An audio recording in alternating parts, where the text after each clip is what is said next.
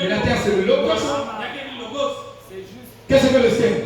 Le logos. Qu'est-ce que toi? Tu es un petit logos. Alléluia. Tu es sorti de la parole de ce grand logos. Et nous sommes le petit logos.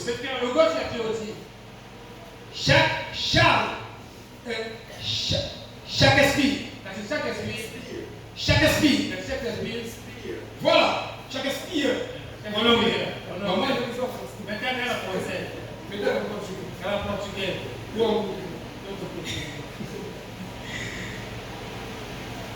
Ce grand auteur-là, tuons tous les avocats. Tuons la presse. La presse. Tuons la presse. Si nous tuons la presse, nous n'aurions pas besoin des avocats.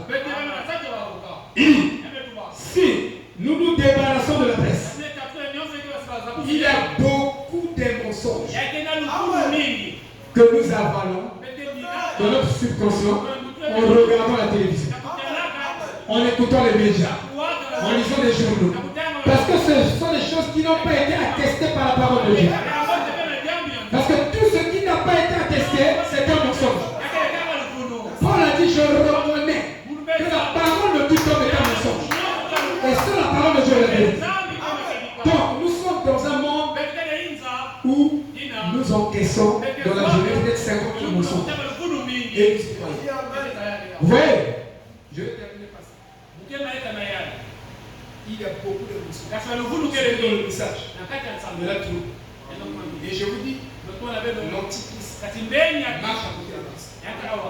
Et là où Dieu travaille puissamment, c'est là où le diable travaille puissamment.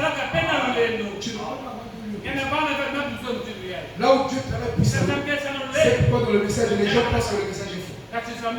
Non, il y a une écriture qui nous dit que là où Dieu travaille puissamment, le diable c'est ça. C'est pourquoi dans le message, il y a le vrai, il y a le faux. C'est une action. Vous ne pouvez pas couper ça. Même si vous gérez pour vous. Allez sur les motards. Je vous donne le centre de jeûne. Vous verrez toujours cette chose.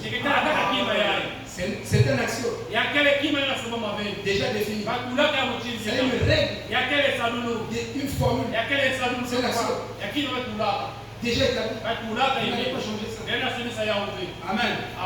Il y aura toujours un témoignage et un témoignage de mensonge. Mais vous, soyez de ce bon côté. Ne soyez pas de l'autre côté. Oh là là. Quand j'entends la parole, je dis. Si je ne connaissais pas Dieu, je serais l'homme le plus malheureux du monde. Je vous dis la vérité. Amen. Oh, un monde foutu. Où on a besoin plus que Dieu. Maintenant, considérez deux seigneurs dans la parole de Jésus de Matthieu 13. Le parabole, pour eux, c'est leur fait des miracles. Non, non, touchez les paraboles.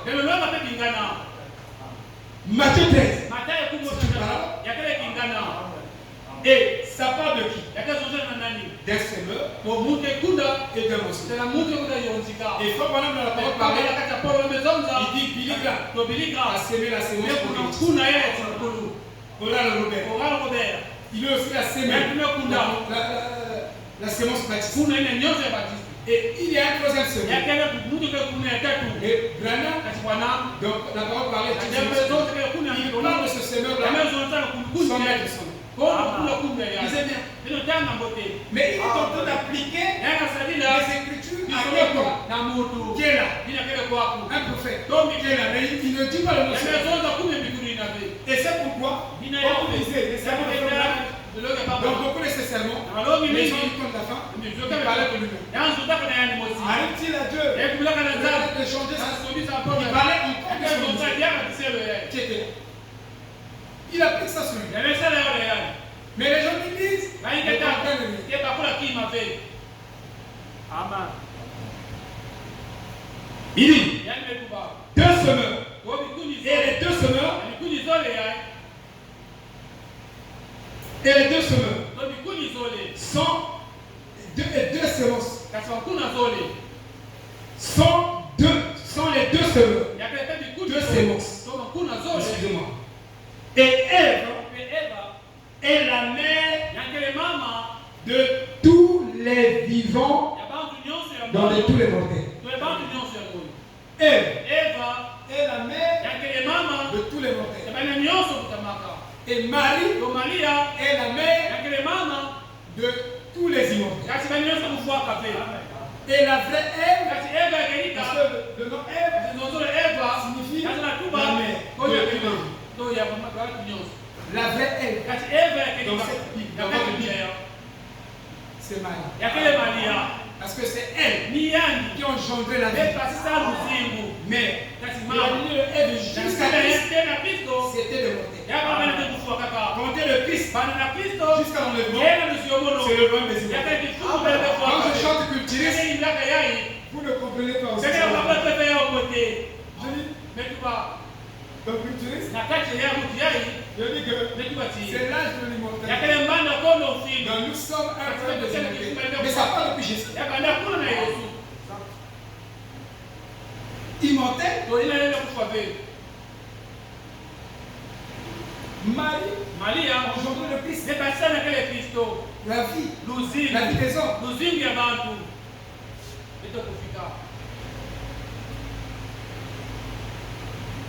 Alors ici, dans cette parabole,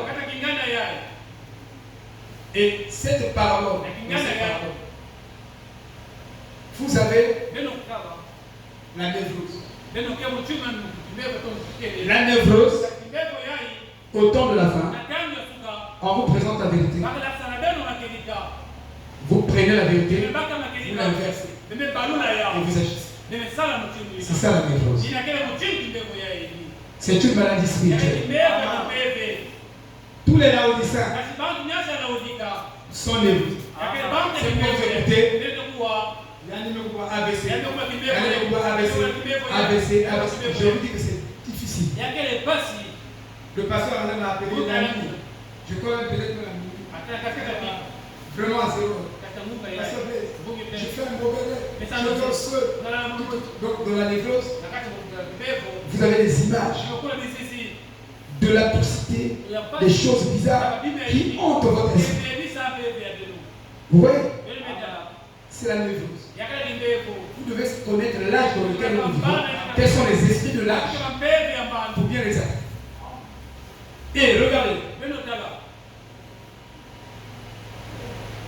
Ça va. C'est la nouvelle Jérusalem. Ça sera. Non, plutôt Sarah. J'ai dit Ève. Et j'ai parlé de Marie. Mais Sarah est le type de la nouvelle Jérusalem. Il y a eu des femmes. Lui-même Beersheba. Qui a engendré Salomon. L'homme le plus intelligent. Le plus sage. Et le plus riche du monde. En dehors du Seigneur Jésus-Christ. C'est ça. Amen. Parce qu'il ne pouvait pas être plus sage que Jésus. Non. Tous les prophètes étaient comme Jésus. Tous les prophètes étaient comme Jésus. Il était la somme de tout le monde. Il était la somme de Bernard. De lui. Il était la plénitude de la divinité. Dieu fait chair. Et lui et le Père, ils étaient un. Dans la substance, les trinitaires ont raison. La vie qui était dans le Père, c'était la même vie qui était dans le Fils. 5 sur 5. Pas de problème. Vous voyez? Vous comprenez? C'est la vérité. Et les catholiques prétendent que Marie est la mère de Dieu. Non. Marie. Des catholiques. Je vous vois. Quand je parle de Marie, là je parle de Marie des catholiques. Donc dans votre cerveau, c'est pourquoi je dis qu'il faut un baptême du cerveau. Dans votre cerveau, quand je parle de Marie, vous avez vu la mère de Jésus. C'est ça, non? La mère de Jésus. Vous êtes encore toujours là. Mais le mari, c'est pas la vraie Marie. C'est pas la mère de Jésus. C'est une déesse. C'est Vénus. C'est Vénus. Il faut dans votre compréhension. Vous voyez, quand je parle de Marie les catholiques, c'est Vénus. Et le fils dont il parle, c'est Jupiter. Le fils de Marie, c'est Jupiter. C'était des dieux. Hein? Ils sont arrivés dans une contrée. Vous connaissez ça? Hein? Voilà. Et quand ils ont prié pour lui, celui qui ne marchait pas, il s'est mis debout et dit, c'est des dieux, nous sommes fils. C'était des dieux. Des divinités. Et l'église catholique est dans ses mensonges. L'église catholique et les protestantistes disent, je suis assise en tant que reine et je ne suis pas veuve. J'ai tout. Ça c'est l'âge de la Russie. Quelqu'un a l'argent. Il est robuste. Donc s'il dit, sa parole a force. Puisque les gens adorent l'argent. Même s'il adore, on va le soutenir. C'est ça qui le va. On compte le niveau, la norme spirituelle de quelqu'un avec l'argent. Dans le plus spirituel ici, dans l'enseignement, c'est lui qui a beaucoup d'argent. C'est comme ça dans la jeunesse. Ou une église qui a beaucoup de monde, c'est là où il y a Dieu. Peu de monde. Frère Branham dit, si vous avez un tout pour le Dieu de l'église, vous êtes le pasteur au même titre que celui-là. Mais c'est pas prêcher. C'est pas insister, je veux dire. Ce sont des menteurs.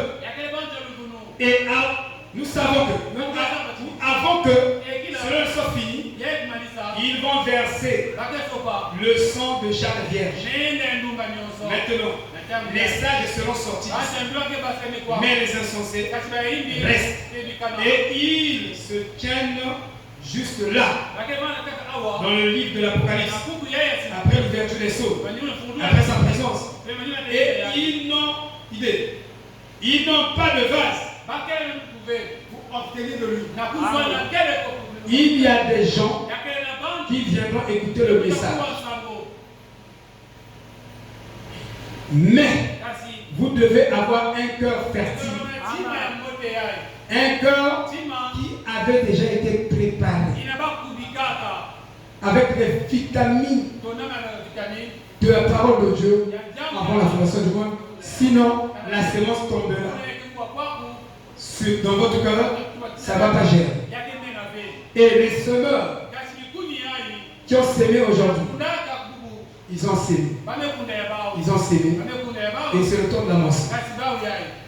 Et Frère Branham est venu planter la sémence de la Bible entière dans le corps, dans le cœur de l'église. Et le grand sémeur au temps de la femme s'appelle William Branham. Shalom. Shalom.